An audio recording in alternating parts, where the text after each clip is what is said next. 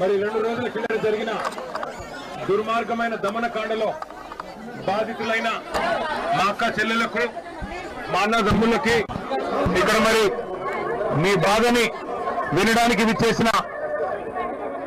విచ్చేసిన భారత రాష్ట్ర సమితి నాయకులందరికీ పేరు పేరున నమస్కారం. పత్రికా మిత్రులకు కూడా నమస్కారం. వెలుగుమట్లలో మీకు ఈ రాష్ట్ర ప్రభుత్వం తీరని అన్యాయం చేసింది. ఆనాడు 1950వ దశకంలో ఇద్దరు పెద్ద మనుషులు 62 ఎకరాల వారి భూమిని, ప్రైవేటు భూమిని మరి ప్రజలకి ఆ రోజు భూదాన్ బోర్డుకి అప్పచెప్పడం జరిగింది. భూదాన్ బోర్డు అంటేనే, భూదానం అంటేనే పేదలకి మరి వ్యవసాయానికి కానీ లేదా ఇండ్లు కట్టుకునే దానికి కానీ ఇచ్చే భూమినే భూదాన భూమి అంటారు. మరి అలాంటి భూమి ఆ రోజు 1950వ దశకంలో ఆ రోజు భూదాన్ బోర్డుకి ఇద్దరు పెద్ద మనసుతో వారి 62 ఎకరాల భూమిని వెలుగుమట్లలో సమర్పించడం జరిగింది. ఆ తర్వాత ఏ ఇబ్బంది లేకుండా అక్కడ మరి భూదాన్ బోర్డు ఆధీనంలోనే భూమి ఉన్నది.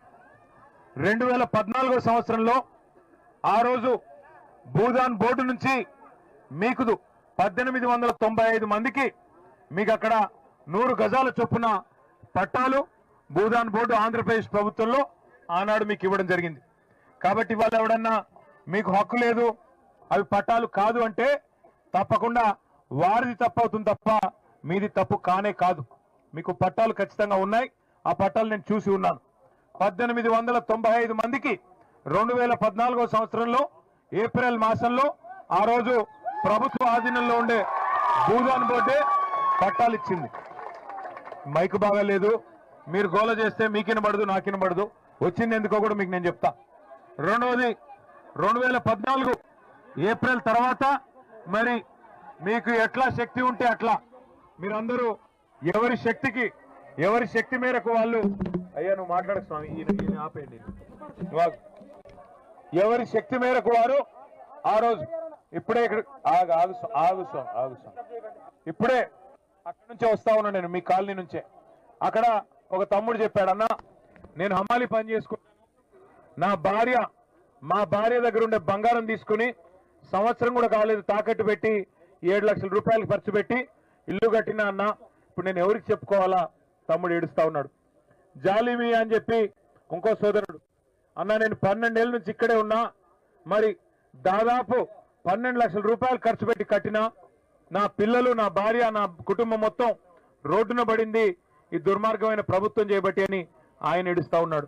ఎర్రయ్య గారని పెద్ద మనిషి, ఆయన్ని కలిసిన ఆయన చెప్తున్నాడు, ఇందులో ఏ రకమైన ఇబ్బందులు లేని భూమిది, మాకు కోర్టు ఆర్డర్లు ఉన్నాయి, భూదాన్ పట్టా ఉంది, మేము ఇక్కడ మేము ఎలక్ట్రిసిటీ కోసం, కరెంటు కోసం దరఖాస్తులు పెట్టుకున్నాము, మేము ఇంటి పన్ను కూడా కొంతమందిని కడుతున్నాము, ఇంటి నెంబర్లు కూడా చివరి దాకా వచ్చి ఆగింది. గతంలో మీ ప్రభుత్వం ఉన్నప్పుడు మమ్మల్ని ఇక్కడ ఎవరు డిస్టర్బ్ చేయలేదు, ఎవరు పక్కన కలెక్టరేట్ కట్టినా కేసీఆర్ గారు స్వయంగా వచ్చి అక్కడ మీటింగ్ పెట్టినా మమ్మల్ని ఎన్నడూ చీమకు చేసిన హాని కూడా చేయలేదు, మమ్మల్ని కాపాడుకున్నాడు తప్ప అన్యాయం చేయలేదు. కానీ ఇవాళ ఆ పక్కనే ఉండే విలాసవంతమైన విల్లాల కోసం, కాంగ్రెస్ నాయకుల విలాసాల కోసం, ఈ జిల్లాలో ఉన్న 3 మంత్రులు వారి అక్రమ సంపాదన కోసం వారి కన్ను మీ భూమి మీద పడ్డది. మీ 60 ఎకరాల మీద కన్నుబడి ఇవాళ 3 మంత్రులు కూడబలుక్కొని అందరూ కలిసికట్టుగా ఇవాళ పేదలను మెడలు బట్టి గెంటేసి ఒక శత్రు దేశం మీద దండయాత్రకు పోతే ఎట్లయితే పోతారో 1000 మంది పోలీసు వాళ్ళని తీసుకొని అర్ధరాత్రి వచ్చి నోటీస్ ఇవ్వకుండా అన్యాయంగా ఇవాళ మిమ్మల్ని అక్కడి నుంచి తరిమేసి ఇక్కడ బజార్న పడేసింది ఇందిరమ్మ ప్రభుత్వం. పేరుకి ఇందిరమ్మ ప్రభుత్వం. ఇందిరమ్మ ప్రభుత్వం అంటే ఏంటి? ఇల్లు కూలగొట్టడమా? కట్టుకున్న ఇల్లు కూలగొట్టి పేదవాళ్ళను మెడలు బట్టి రోడ్డు మీదకి తోయడమా ఇందిరమ్మ ప్రభుత్వం అంటే? ఇందిరమ్మ ప్రభుత్వం అంటే ఇంటర్మీడియట్ చదువుతున్న పిల్లలు, ఇవాళ ఎంతో మంది పిల్లలు అక్కడ ఉన్నారు, చదువుకోవాల్సిన పిల్లలు, వాళ్ళని రోడ్డు మీద వేసి చదువు లేకుండా చేసి వాళ్ళ నోట్లో మట్టి కొట్టి ఇవాళ మీ అందరినీ బజార్లోకి తోసింది ఈ ప్రభుత్వం. వాళ్ళు అంటున్నారంట మంత్రులు, ఇవి అక్రమమైన పట్టాలు, ఇవి సక్రమమైన కావు అంటున్నారంట. అక్రమమైన మీ పట్టాలు కాదు, సక్రమమైన మీ పట్టాలు. కానీ అక్రమమైన బుద్ధి, చండాలపు బుద్ధి, పేదల నోటికాడి బుక్కలాక్కునే బుద్ధి ఈ దుర్మార్గమైన మీ ముగ్గురు మంత్రుల తప్ప మీది కానే కాదు. మీరు భయపడమాకండి, మీరెవరు భయపడవద్దు. ఒక్క మాట కేసీఆర్ గారు చెప్పమన్నారు మీకు, అది చెప్పడానికి నేను, అజయ్ అన్న, రవణ, మదన్న అందరం కూడా వచ్చాం, ప్రవీణ్ అన్న అందరం కూడా వచ్చాం. కేసీఆర్ సార్ చెప్పమన్నాడు మీకు, ఇంకొక రెండేళ్లలో మీ దయతో మీ దీవెనతో మళ్ళీ సార్ ముఖ్యమంత్రి అవుతాడు, పేదవాళ్ళ ఆశీర్వాదంతో అవుతాడు. కానీ మీరు అప్పటిదాకా ఎదురు చూసే పని కూడా లేదు. మీరు అప్పటిదాకా ఎదురు చూడండి కూడా నేను చెప్పట్లేదు.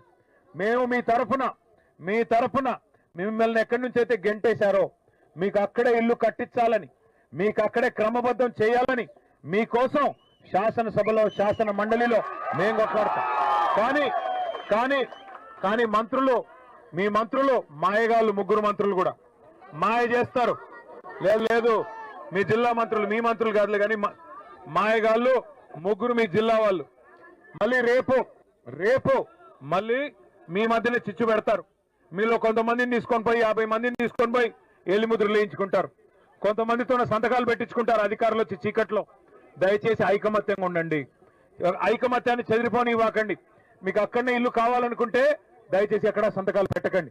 మీకు అక్కడే ఇల్లు కావాలి, అక్కడే ఉండాలి మీ కుటుంబాలతో సహా అనుకుంటే మీరు పొరపాటును కూడా మీ ఐకమత్యాన్ని చెదిరిపోనీకండి. మిమ్మల్ని తీసుకెళ్తారు పక్క కొంతమందిని, అమ్మా నీకు ఇందిరమ్మ ఇల్లు ఇస్తాం నువ్వు రా అంటారు. ఇదిగో ఇదే ఇల్లు అని చూపెడతారు. ఎట్లా అయితే 6 గ్యారెంటీల పేరుతో చేతుల్లో గ్యారెంటీ చూపెట్టారో మళ్ళీ అట్లే అరచేతిలో వైకుంఠం చూపెడతారు, మళ్ళీ గుండు కొడతారు. అందుకే దయచేసి జాగ్రత్తగా వినండి. మీరు గెలవాలి అంటే ఐకమత్యం ముఖ్యం. మీకు అక్కడే ఇల్లు కావాలి అంటే తప్పకుండా న్యాయ పోరాటం చేద్దాం.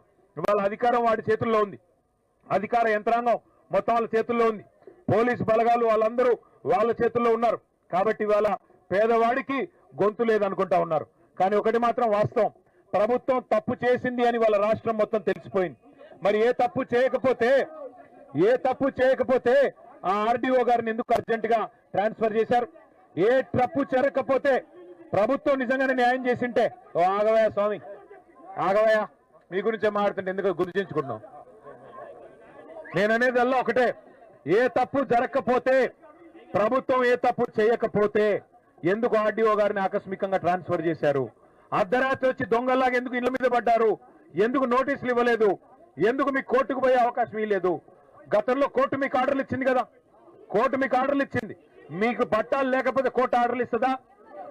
మీ వాదనలో న్యాయం లేకపోతే కోర్టు ఆర్డర్లు ఉంటాయా? కాబట్టి జరిగిన తప్పు ప్రభుత్వానిది, ఈ జిల్లాలోని ముగ్గురు మంత్రులది. ఇంకొక మాట మీరు ఆలోచించండి, ఇప్పుడు తప్పు చేయకపోతే మాలాగా ధైర్యంగా వచ్చి మీ కాడ మాట్లాడొచ్చు కదా, ముగ్గురు మంత్రులు వచ్చి చెప్పొచ్చు కదా, తప్పు మీది కాబట్టే, ప్రభుత్వానిది కాబట్టే ఇవాళ ముగ్గురు మంత్రులకి ముఖం లేదు.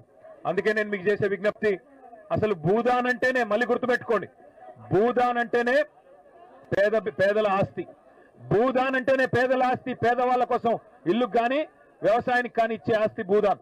కాబట్టి అప్పుడెప్పుడో గాంధీ గారి స్ఫూర్తితో వినోబా భావే గారు అనే పెద్ద మనిషి స్టార్ట్ చేశారు భూదానం. ఆయన పేరు మీద మీరు కాలనీ పెట్టుకున్నారు, వినోబా భావే కాలనీ అని.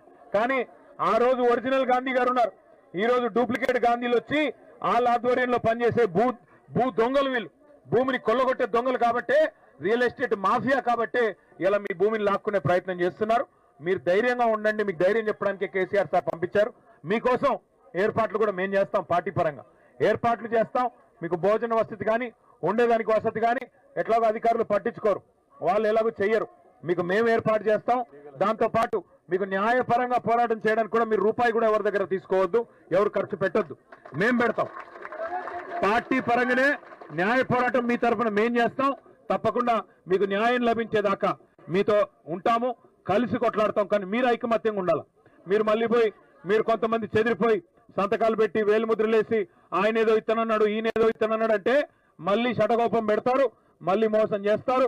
మళ్ళీ ఒకసారి 2.5 ఏళ్ల కింద ఎట్లా గ్యారెంటీ చేశారు, అరిచేతిలో వైకుంఠం చూపెట్టి నెలకు 2.5 ఇస్తామన్నారు. మహిళలకు ఇచ్చారా? తులం బంగారం ఇచ్చినారా? ముసలోళ్ళకి 4,000 అన్నారు, ఇచ్చారా? ఏదన్నా ఒక్కటి చేశారా? పోనీ ఇందిరమ్మ ఇండ్లు అన్నారు, ఉన్న ఇండ్లు కూలగొడుతున్నాడు కదా. హైదరాబాద్ లో కూల్చివేతలే, హైడ్రా పేరు మీద రాష్ట్రం అంతటా కూల్చివేతలే, ఖమ్మంలో ఎలుగుమట్లలో కూల్చివేతలే, మొత్తం రాష్ట్రంలో మీ ఆస్తులు లాక్కోవడం తప్ప, మీ శక్తిని లాక్కోవడం తప్ప ఏం చేసింది 2.5 ఏళ్లలో ఈ ప్రభుత్వం? ఆలోచించండి. అందుకే దండం పెట్టి చెప్తున్నా, మీరు ఐకమత్యంగా ఉంటే మేము మీకు సాయం చేయగలుగుతాం. మీరు ఐకమత్యంగా ఉంటే మేము మీకు సాయం చేయగలుగుతాం. మీకు ఇక్కడ ఇవాళ ఉదయం కూడా కొన్ని పార్టీల వాళ్ళు వచ్చారు. తప్పకుండా ఇక్కడ అందరం కలిసి కొట్లాడదాం, మాకేం ఇబ్బంది లేదు. ఇందులో ఏం రాజకీయం లేదు, ఇప్పుడేం ఓట్లు లేవు. మాకేమి అర్జెంటుగా ఏం ఓట్ల కోసం తాపత్రయపడాల్సిన అవసరం లేదు. కేవలం మీకు న్యాయం చేసేదానికి ఎవరు వచ్చినా అందరం కలిసి కొట్లాడదాం. ఇక్కడ ఈ తమ్ముళ్ళు కొంతమంది ఉన్నారు, అక్కడ ఇంతకుముందు ఎర్రన్నలు కొంతమంది కలిశారు. అందరం కలిసి కొట్లాడదాం.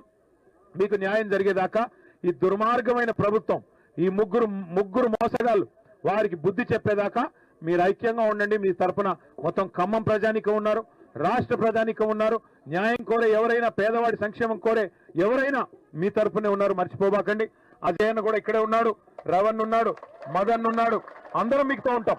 మీకు అన్ని ఏర్పాట్లు భోజనం కానీ ఇంకోటి కానీ ఉండేదానికి కానీ మేము అవసరమైతే మొత్తం పార్టీ పరంగా మేమే చేసిపోతాం. మీరు ఎవరు భయపడవద్దని చెప్పి కోరుతూ, మీ కాగితాలు నా దగ్గర ఉన్నాయి, మీ పట్టాలు నా దగ్గర ఉన్నాయి. మీరు ఏది కూడా మీరు దేనికి భయపడొద్దు. కొత్తగా మీరు చెప్పేది ఏం లేదు. ఇప్పుడు అక్కడికి పోయి వచ్చిన, అక్కడ అందరినీ కలిసిన, దాదాపు 100 కుటుంబాలను కలిసిన, అందరూ మీరు చెప్పిందే చెప్పారు.